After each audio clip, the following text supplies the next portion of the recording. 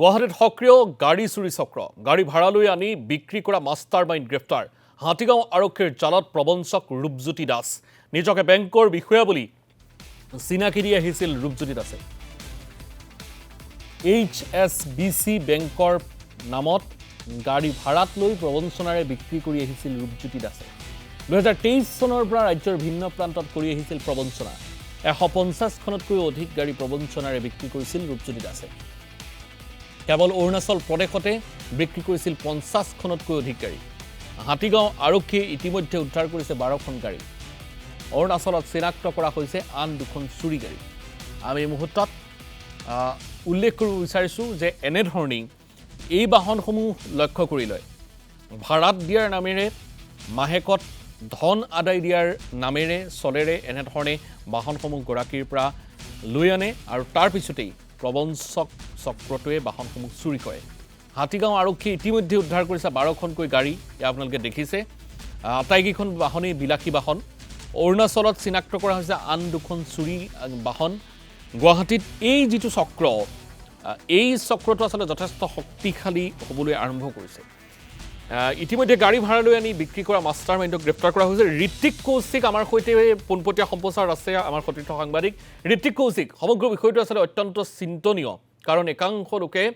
আজিৰ তাৰিখত একাংশ প্ৰতিষ্ঠানক গাড়ীসমূহ ভাড়ালৈ দিয়ে মাহেকত এটা ধন লাভ কৰিব পাৰিব বুলি এটা ব্যৱসায়িক সূত্ৰে তেখেতসকলে গাড়ীসমূহ ক্ৰয় কৰে আৰু তাৰ পিছত এনেধৰণৰ প্ৰতিষ্ঠানক দিয়ে এতিয়া এনেধৰণে যদি সেই প্ৰতিষ্ঠানসমূহৰ নামত একাংশ দালালে প্ৰবঞ্চনা কৰি সেই কাৰ্য সংঘটিত কৰি থাকে তেতিয়াহ'লে চুৰি কাৰ্য সংঘটিত কৰি থাকে তেতিয়াহ'লে এই সমগ্ৰ বিষয়টো আসলে যথেষ্ট ভয়ংকৰ ৰূপলৈ আসলে গতি কৰিব ঋত্বিক কৌশিক এই মুহূৰ্তত আপোনাৰ কাষলৈ গৈছোঁ দৰ্শক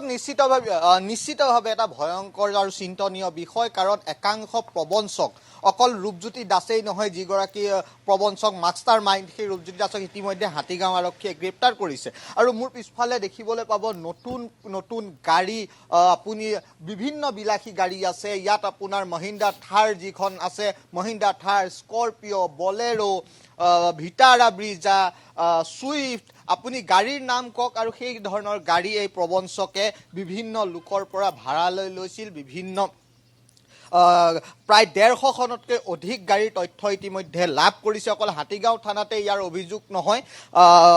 দিছপুৰ বশিষ্ঠকে ধৰি বিভিন্ন আৰক্ষী থানাত বিভিন্ন অভিযোগকাৰীয়ে অভিযোগ দিছে আৰু পৰ্যায়ক্ৰমে এই গোটেই বিষয়টোলৈ অনুসন্ধানত আৰু পোহৰলৈ আহিব আৰু কিমান গাড়ী আচলতে কৰিছে অৰুণাচল প্ৰদেশৰ পৰা এই 12খন গাড়ী উদ্ধাৰ কৰিবলৈ সক্ষম হৈছে ৰূপজ্যোতি দাসক গ্ৰেপ্তাৰ কৰাৰ পিছত আৰু তাৰ সমান্তৰালভাৱে আৰু দুখন গাড়ী ব্যৱস্থা কৰিব আৰু এই গোটেই বিষয়টোত চাওক নিজকে ৰূপজ্যোতি দাসে HSBC ক্লাষ্টাৰ হেড বুলি পৰিচয় দিছিল আৰু ক্লাষ্টাৰ হেড পৰিচয় দি বিভিন্ন লোকৰ ওচৰত তেওঁ কৈছিল যে বেংকৰ কাৰণে তেওঁলোকক গাড়ী লাগে দিছিল আৰু সেই প্ৰতিশ্ৰুতিক 2-3 মাহলৈ ভাড়া দি আছিল আৰু তাৰ পৰৱৰ্তী সময়ত কিন্তু সেই গাড়ীখন প্ৰবঞ্চনাই আনি অৰুণাচলে হওক বা বহিৰাজ্যত সেই গাড়ীসমূহ বিক্ৰী কৰিছিল ইতিমধ্যে 150খনতকৈ অধিক গাড়ীৰ তথ্য লাভ কৰিবলৈ সক্ষম হৈছে আৰক্ষী আৰু বৰ্তমান সময়ত মোৰ পিছফালে এই গাড়ীসমূহ দেখিছে নতুন গাড়ী কিনি পেলাই বিভিন্ন যি লোক আছে তেওঁলোকে বিভিন্ন বেংকৰ পৰা ঋণ লৈ এই গাড়ীসমূহ ক্ৰয় কৰি প্ৰবঞ্চক ৰূপজ্যোতি দাসক দিছিল যাতে এই গাড়ীসমূহৰ পৰা তেওঁলোকে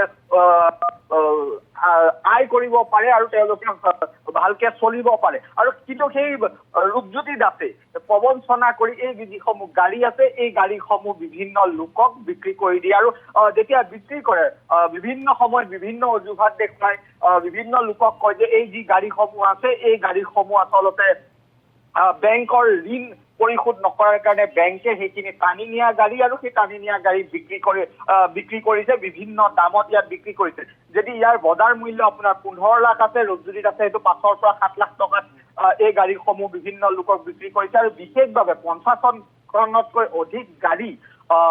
অৰুণাচল প্ৰদেশতে অকল অৰুণাচল প্ৰদেশতে বিক্ৰী কৰাৰ তথ্য আৰক্ষীয়ে লাভ কৰিছে হয়তো পৰৱৰ্তী সময়ত সেই গাড়ীসমূহ উদ্ধাৰ কৰিবলৈ সক্ষম হ'ব আৰু গুৰুত্বপূৰ্ণ কথাটো হ'ল যে গুৱাহাটী মহানগৰীতে থাকি গুৱাহাটীকে ধৰি ৰাজ্যৰ বিভিন্ন প্ৰান্তৰ লোকক এই অভিযোগ যি এই প্ৰবঞ্চনাৰ জাল, সেই প্ৰবঞ্চনাৰ জাল ৰূপজ্যোতি দাসে বিয়পাইছিল আৰু সেই প্ৰবঞ্চনাৰ জালত ভৰি দিছিল প্ৰায় 150 গৰাকী বা 100তকৈ অধিক লোকে। আৰু সেই লোকসকলৰ অভিযোগৰ ভিত্তিতে এতিয়া হাতীগাঁও থানাই এটা গোচৰ ৰুজু কৰি অনুসন্ধান আৰম্ভ কৰি ৰূপজ্যোতি দাসক গ্ৰেপ্তাৰ কৰিছে। পৰৱৰ্তী সময়ত হয়তো পাণবজাৰ আৰক্ষী, দিছপুৰ আৰক্ষী, বশিষ্ঠ আৰক্ষী এনেধৰণে